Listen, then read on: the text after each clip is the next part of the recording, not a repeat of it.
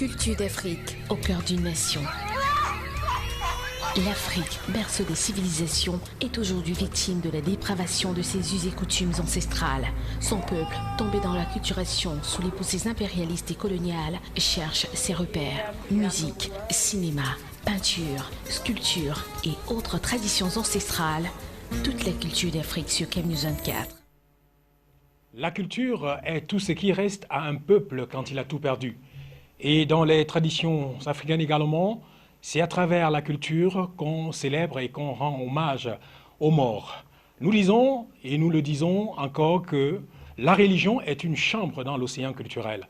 Aujourd'hui, dans cette émission de Culture d'Afrique, nous allons rendre hommage aux pèlerins, aux centaines de pèlerins qui sont tombés à la Mecque. C'était le 24 septembre dernier. Et pour en parler, nous avons sur ce plateau le professeur Ouba Razak qui nous fait le plaisir de venir à chaque fois qu'on l'invite pour parler des questions de tradition et des questions de l'islam également. Bienvenue sur le plateau de Culture d'Afrique une fois de plus, professeur Ouba Razak. Merci mon cher Eric, merci de m'avoir invité, de m'avoir fait cet honneur et de m'inviter à tout moment, n'est-ce pas, que l'occasion se présente pour édifier, n'est-ce pas, nos populations. Merci beaucoup.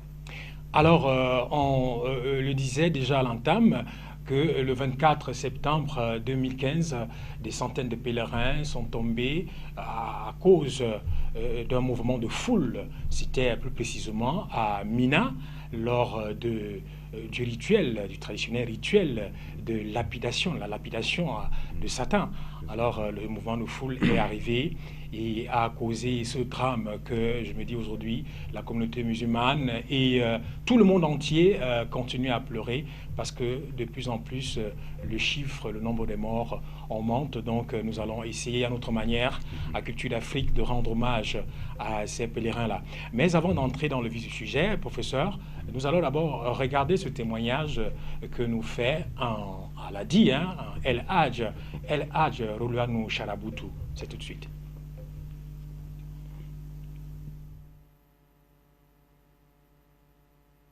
Oui, merci de m'avoir posé cette question. Vous avez, d'abord, je dis condoléances à toute la famille des décédés.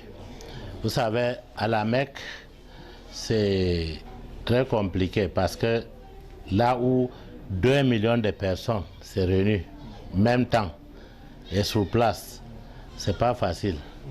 Moi, je suis rentré au mois de juillet. On avait eu cette qualité de bousculage, mais là, c'est devant la mosquée de la Mecque.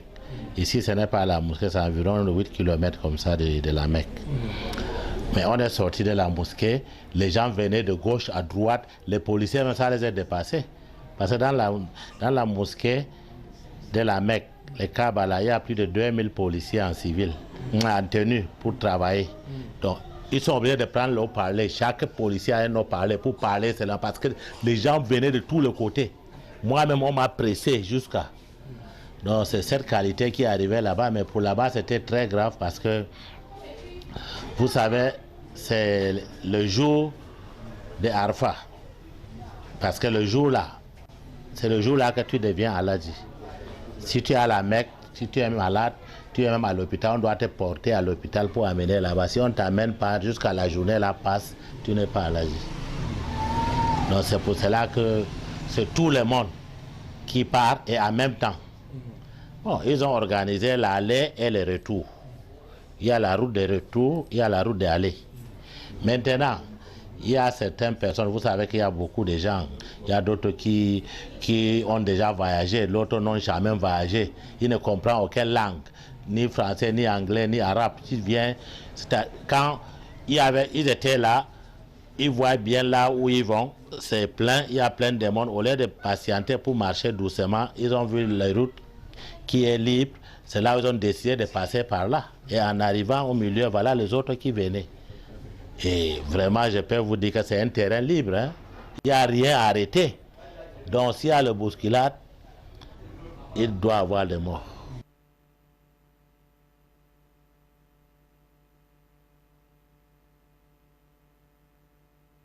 Oui, d'abord, le premier des choses, Dieu a dit celui qui est mort là-bas à la Mecque, parce que beaucoup parlent même pour mourir, beaucoup prient pour mourir là-bas. Beaucoup. Si tu arrives à la mosquée, tu vas voir quelqu'un qui prie, qui ne veut même pas rentrer chez lui. Il préfère mourir là. Donc d'autres dieux les prennent là, tu es assis avec quelqu'un comme ça, tu vois comment il dort. C'est fini. On parle l'enterrer. Et que je te dis, la prière de 13h à 15h, ceux qui meurent de 13h à 15h, on entasse tout le corps pour faire la prière à 15h30 pour aller les enterrer. Ceux qui meurent de 15h30 à 18h, la même chose. Ceux qui meurent de 18h à 20h, parce que là-bas il n'y a pas de nuit. Hein. Ceux qui meurent même à partir de 20h jusqu'au matin, on part les enterrer. Bon, ça là c'est grave parce que c'est beaucoup de gens à la fois. Et ce que moi je peux dire, si l'Arabie Saoudite doit prendre des mesures, normalement la Mecque c'est une seule fois. Tout le reste du temps que les gens voyagent, c'est pour les plaisirs, c'est pour dire qu'ils veulent augmenter son foi. Bon, maintenant, si on voit que ça crée des problèmes, moi la proposition que je peux leur donner, c'est de faire à ce que ceux qui ont déjà parti, on ne leur donne plus les visas. On laisse ceux qui ne sont pas allés à la Mecque d'aller. Parce qu'ils sont en train de bousculer ceux qui n'ont jamais été. C'est pour cela qu'il y a beaucoup de gens. On a même augmenté la mosquée là. La mosquée, ce qu'on a augmenté comme d'ici jusqu'à Ange Raphaël. Et même comme ça, c'est toujours plein. Donc, le seul moyen, ils ont même fait le mosquée en 3 niveaux. Même là où on tourne là, c'est en 3 niveaux. Pour que ça diminue la population. Mais même comme ça, c'est toujours saturé. Je peux donner seulement le conseil que s'il peut, que ceux qui ont déjà parti à la Mecque, qu'on leur donne plus les visas. Pour que ça diminue l'effectif. Comme j'ai dit, condoléances à toute la famille et nous remercions aussi le gouvernement camerounais. Le président a pris charge de tous ceux qui ont eu cette malheur. Et ils sont beaucoup. Il y a 4000 pèlerins qui sont partis. Bon, on ne sait pas, il y avait 21 et aujourd'hui, CRTV annonce 40 quelque chose. Donc il y a 50 quelque chose disparu encore. On ne sait pas s'ils sont morts ou ils sont vivants. Hein? Vous savez que là-bas, c'est très grand, très vaste. Tu peux sortir avec les amis et tu ne rentres pas de côté là. Tu sors dans une autre côté et tu es perdu, tu ne sais même plus là où tu étais. Si tu n'as pas la carte de ton hôtel, tu ne peux pas savoir même ton quartier. Donc, nous remercions le gouvernement camerounais pour ça, qui a vraiment aidé à prendre soin de tous les Camerounais qui sont là-bas. Et moi, c'est que j'insiste toujours, que si possible, l'Arabie Saoudite peut diminuer à donner les visas. C'est-à-dire, on donne les visas à ceux qui n'ont pas encore voyagé. On peut vous dire que bon, vous, quand vous avez voyagé, c'est après 5 ans, ou après 3 ans, ou après 2 ans. Ça dépend des deux. Pour que l'effectif diminue. Sinon, tous les jours, il va avoir cette qualité d'accident. Mais on ne souhaite pas. Alors, maintenant, retour en plateau. Professeur Oubarazak, ce drame, quand vous avez eu l'annonce, qu'est-ce que vous avez ressenti? Oui, déjà, en tant que musulman et en tant que rasosthérapeute, c'est-à-dire celui qui fait les investigations sur des phénomènes paranormaux, je vais d'abord commencer par ce verset du Coran que Dieu nous dit dans le Coran, Inna lillah wa inna ilayhi raji'un. C'est-à-dire l'homme musulman doit toujours accepter la fatalité. C'est-à-dire ce verset veut dire Inna lillah wa inna ilayhi raji'un. C'est-à-dire nous venons de Dieu et c'est vers Dieu que nous ferons retour. Donc tout ce qui arrive aux musulmans, que ce soit le bonheur comme du malheur, émane de Dieu. Mais déjà, avec cet événement catastrophique, nous avions plusieurs dimensions à expliquer, à expliquer nos émotions, nos chagrins et vraiment nos pleurs. Parce que déjà, l'islam, premièrement, est considéré comme une religion de fatalité. Parce que on dit tout vient de Dieu et tout vient de Dieu et tout retournera vers Dieu. Certes, c'est bien, mais il y a des gens qui se donnent cette fatalité, qui se disent que non, c'est bien. Et pourtant, l'islam interdit le suicide. Donc, vous voyez comme ces kamikazes qui font des suicides. Ils se disent qu'ils font des suicides, pour aller retrouver Dieu. Mais pourtant, Dieu interdit le suicide. Ouais. Quand vous vous suicidez, vous n'avez même pas droit au bain mortuaire, ni même à la prière mortuaire. Donc votre corps même n'est même pas enseveli ou enterré selon les normes musulmanes. Donc, voyant la tragédie de la Mecque, il y a beaucoup qui se disent non, c'est arrivé, vraiment c'est Dieu qui a voulu, effectivement.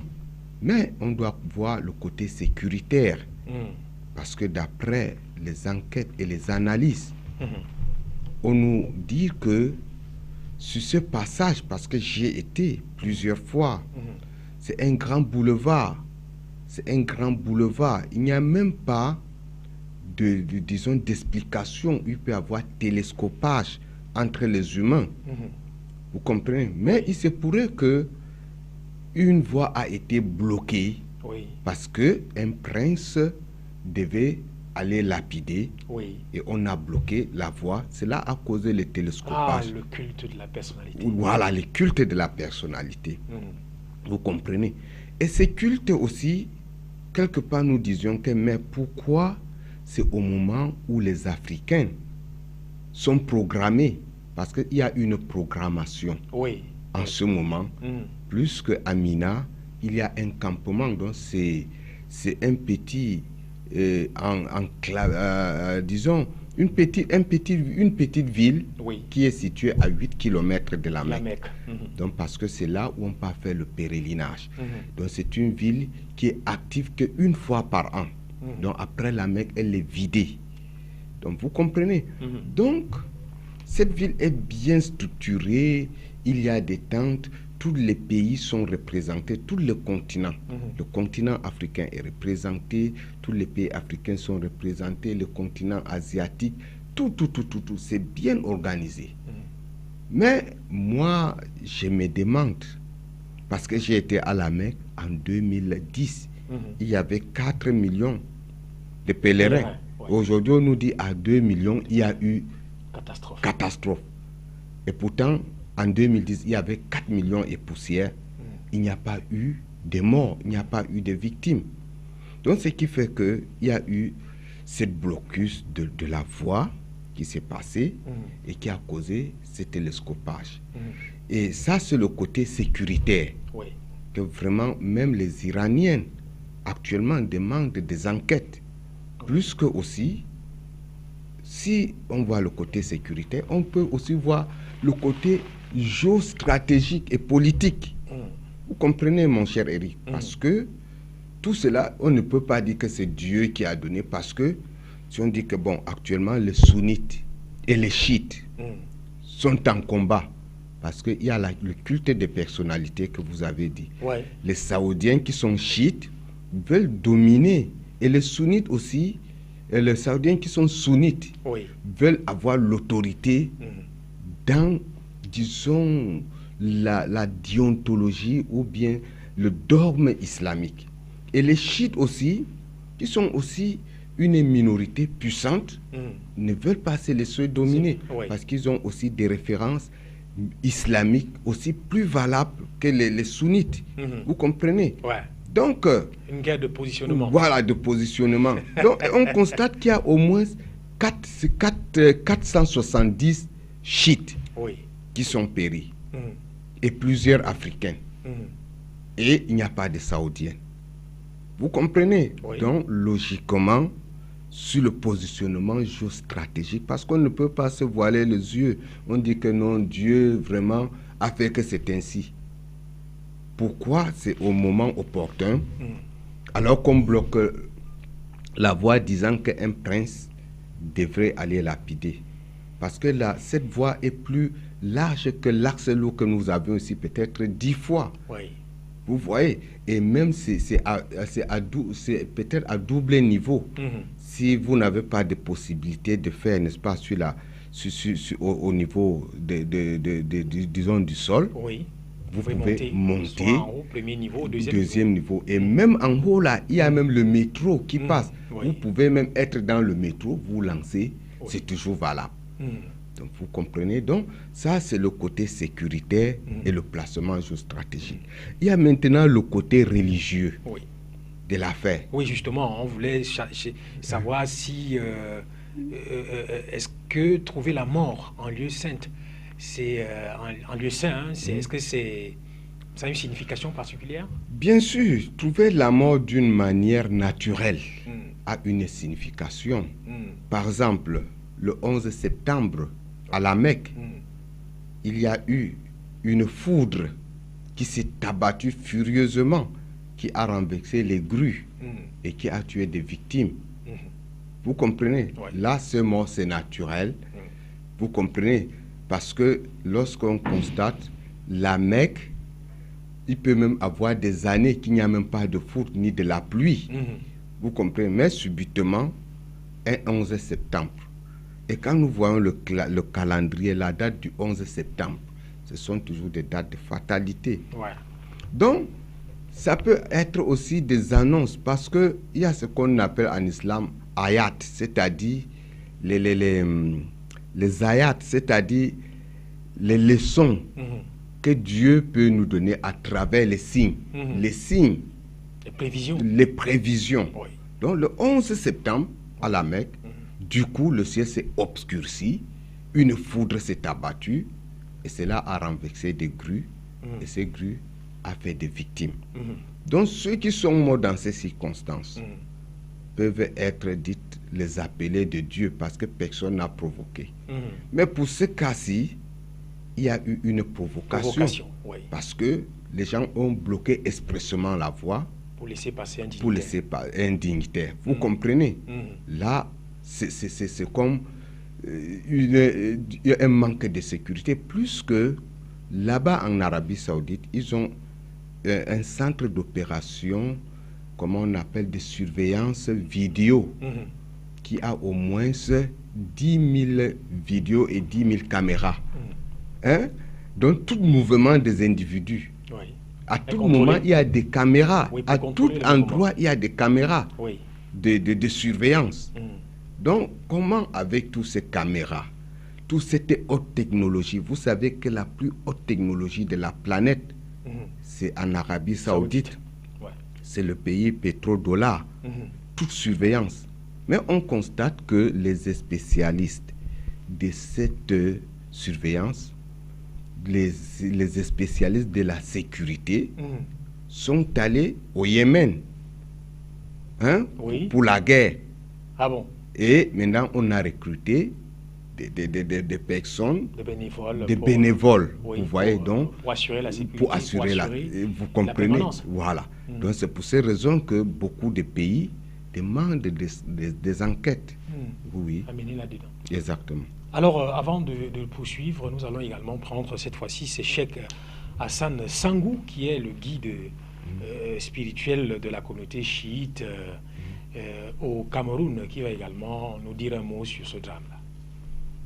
À Dieu, Seigneur de l'univers, paix et salutations de Dieu sur l'ensemble de ses prophètes, et en l'occurrence les plus élevés, Nour, Ibrahim, Moussa, Isa, fils de Marie, Mohamed, fils d'Adallah, paix et salutations de Dieu sur eux, sa famille purifiée, ses compagnons bien guidés jusqu'au jour du jugement. Je vais commencer par faire une petite prière en la mémoire de ceux qui ont perdu leur vie en ce pèlerinage 2015. Bismillahirrahmanirrahim. Allahumma salli ala Muhammad wa ali Muhammad. أعوذ بالله من الشيطان الرجيم بسم الله الرحمن الرحيم الحمد لله رب العالمين الرحمن الرحيم مالك يوم الدين إياك نعبد وإياك نستعين اهدنا الصراط المستقيم صراط الذين أنعمت عليهم غير مغضوب عليهم ولا الضالين اللهم اغفر لهم ذنوبهم وارحمهم واعف عنهم وجعل روض براد الجنة ولا تجعل خوف المفارنات وشمع محمد وآل بيت أطهار سبحان ربك رب العزة ما يصفون وسلام على المرسلين والحمد لله رب العالمين. Nous demandons à Allah subhanahu wa ta'ala, la prière par excellence de ceux qui rendent l'âme, de pouvoir réserver à tous ceux qui ont perdu leurs âmes en terre de la Mecque un accueil chaleureux de le garder dans un paradis meilleur et meilleur, toujours et meilleur. Je demande à Dieu de couvrir les différentes familles endeuillées, de sa clémence, de son endurance par excellence, afin que les différentes familles endurent cette lourde épreuve qui leur est arrivée. Il n'y a rien de plus bizarre et de plus difficile à digérer que d'aller accompagner ta personne à l'aéroport et qu'au retour, les autres arrivent tout de tout par ta personne. C'est chaotique, c'est inexplicable. En tant que patriote de ce pays, en particulier les Camerounais qui ne vont plus regagner la terre du pays, c'est déplorable que Dieu accueille leurs âmes en paix et que Dieu assiste toutes les différentes familles. Ah oui, professeur Barazak, je rappelle que vous êtes rasosthérapeute. C'est difficile, c'est déplorable comme le cheikh le disait il y a un instant, mais c'est déjà arrivé.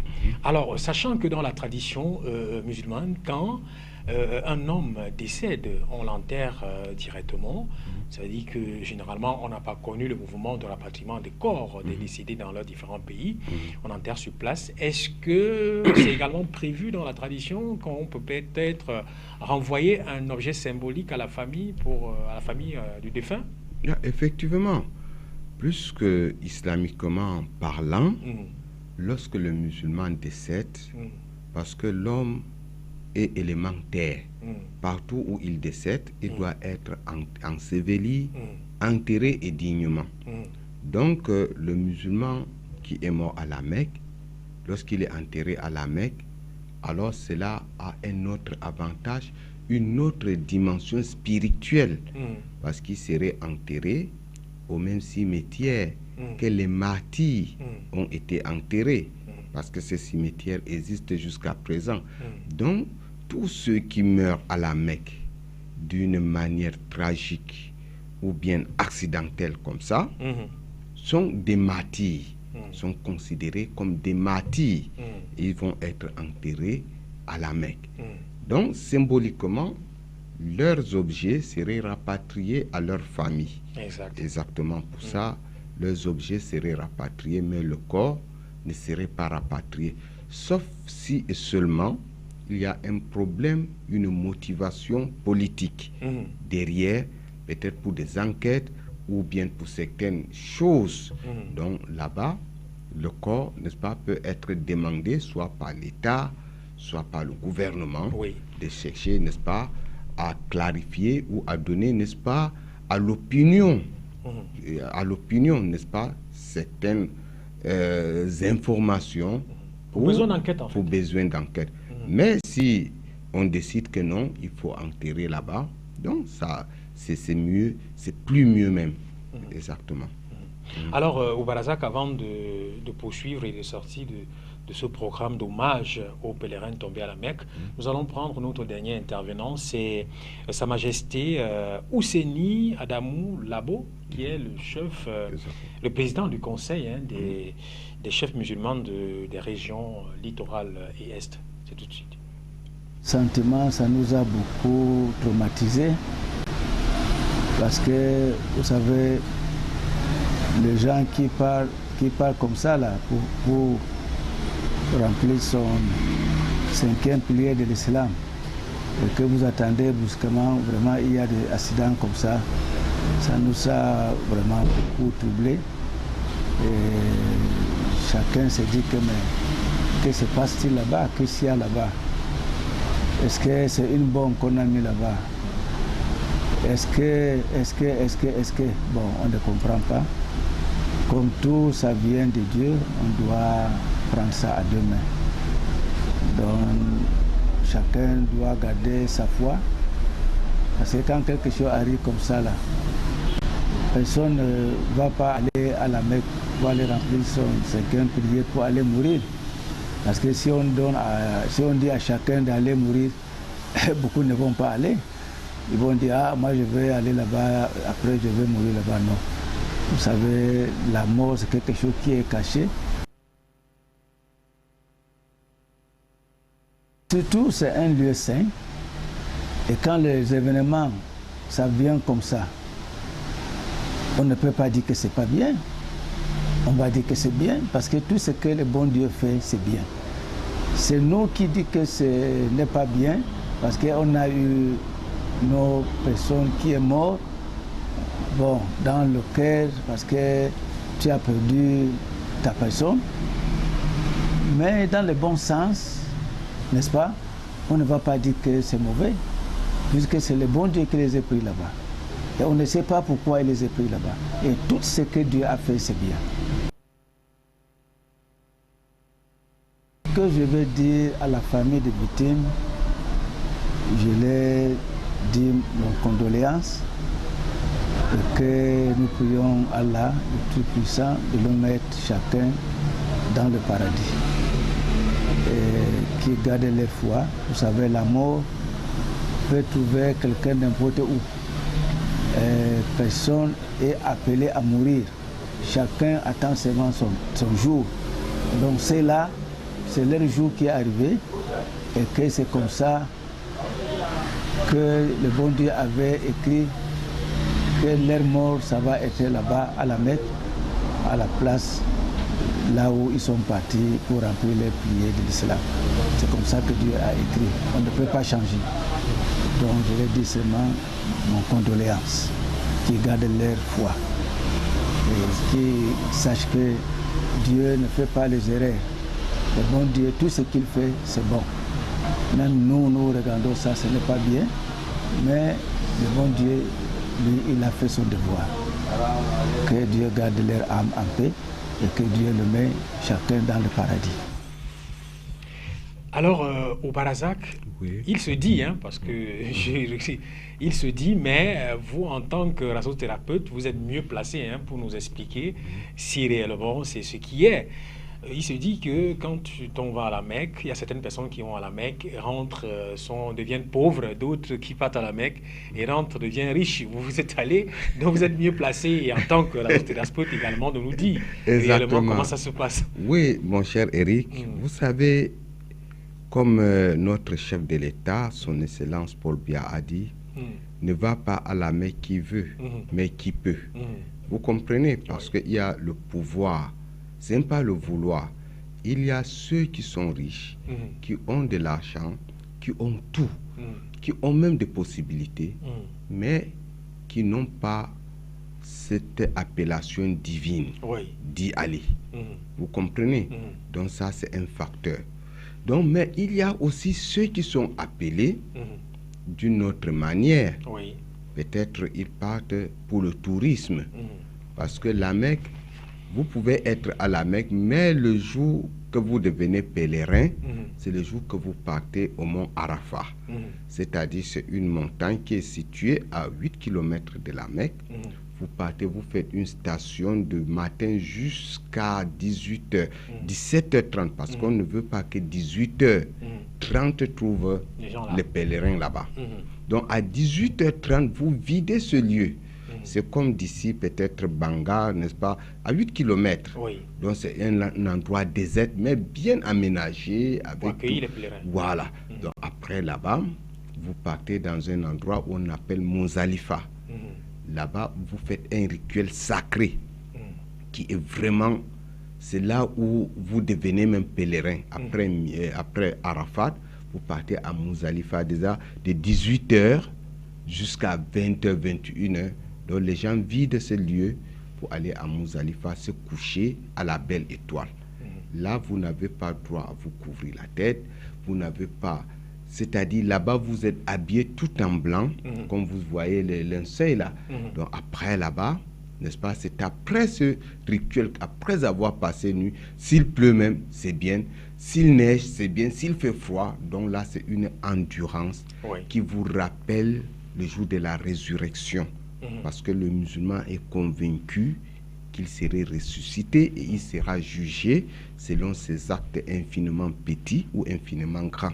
Donc c'est après ce réveil, le matin, après la prière, que les pèlerins ramassent 21 pierres et fait ses intentions. Il dit, Seigneur, permets-moi d'aller lapider le Satan. C'est de là où on parle, n'est-ce pas, sur ce lieu que vous voyez, lapider le Satan. Parce que Abraham, lorsqu'il voulait immoler son fils Ismaël, le Satan lui a dit, non, n'immole pas ton seul fils. Oui. Comment tu dois devenir fou, toi qui as cherché l'enfant de pluie, et maintenant tu as un fils, hein, tu veux l'immoler parce que tu as rêvé que Dieu t'a dit d'immoler ton fils en sacrifice. Il veut le détourner de son chemin. Voilà. Maintenant, Abraham, pour lutter contre Satan, il a pris les pierres, il a lancé le Satan s'est enfui.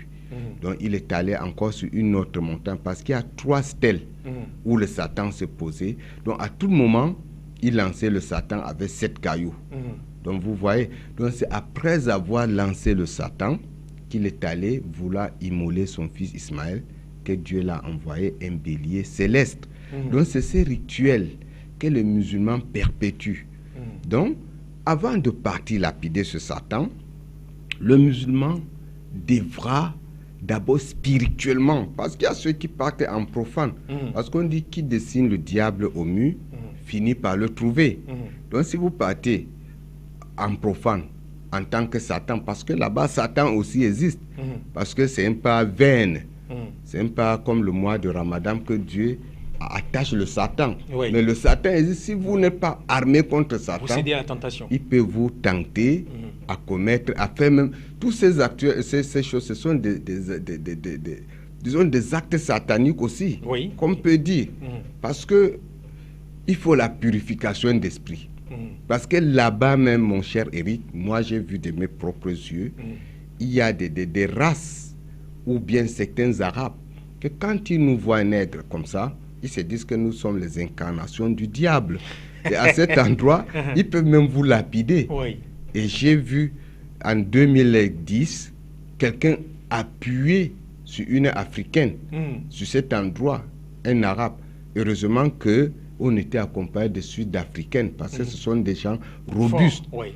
Alors c'est eux qui ont vraiment essayé vraiment de sauver cette femme. Donc vous voyez, il y a ceux qui ont cette mentalité en tête, surtout ces gens de peau blanche, qui se disent non, vraiment, peut-être c'est leur première fois même de voir un noir. Un noir, oui. Vous comprenez? Et ils font directement. Donc ils peuvent dire, ah voilà l'incarnation du Satan. Donc vous voyez, donc il faut une éducation spirituelle, parce que en dehors de l'éducation religieuse, vous comprenez, disons, de l'éducation religieuse, disons, du soufisme. Oui. Il faut le soufisme, que le musulman sache qu'il y a une éducation spirituelle. Vous comprenez? Parce qu'il y a une éducation ésotérique et exotérique. Parce qu'il ne faut pas voir seulement comment les gens lancent. Hein, ils lancent. Donc il faut savoir en lançant, qu'est-ce qu'il faut dire. Oui. Il y a des invocations. Tu peux parler aussi, lancer, tu lances. Bon, peut-être Satan se dit, ah bon, tu me lances là. Tu n'as pas fait un bouclier. Oui. Tu n'as pas dit, Seigneur, préserve-moi contre ce Satan que je vais lapider. Seigneur, protège-moi et ma famille. Moi, tu te mets à lancer. Il doit se rebeller contre toi. Et lorsque tu reviendras, tu peux incarner ses forces. Oui. Donc, parce que même Abraham, en lançant, faisait des invocations. Donc, c'est ce qu'il faut aussi enseigner aux pèlerins, n'est pas seulement enseigner l'éducation religieuse seulement, il faut enseigner aussi l'éducation spirituelle et métaphysique. Vous comprenez? Donc, il y a toutes ces dimensions. Donc plusieurs dimensions, il faut s'entourer de toutes ces choses-là avant d'aller à la Mecque pour remplir le 5e pilier de l'islam. Merci, professeur Obanazak, d'avoir accepté l'invitation. Merci, mon cher Rick. Merci aussi à tous nos téléspectateurs et téléspectatrices qui ont pris le temps de nous suivre en ce moment. Merci. Alors, chers téléspectateurs, il est important de savoir et de faire savoir. C'est la mission de Culture d'Afrique de rendre hommage également à ces pèlerins qui sont tombés à la Mecque. À bientôt. Culture d'Afrique, au cœur d'une nation. L'Afrique, berceau des civilisations, est aujourd'hui victime de la dépravation de ses us et coutumes ancestrales. Son peuple, tombé dans l'acculturation sous les poussées impérialistes et coloniales, cherche ses repères. Musique, cinéma, peinture, sculpture et autres traditions ancestrales Toute la culture d'Afrique sur Camnews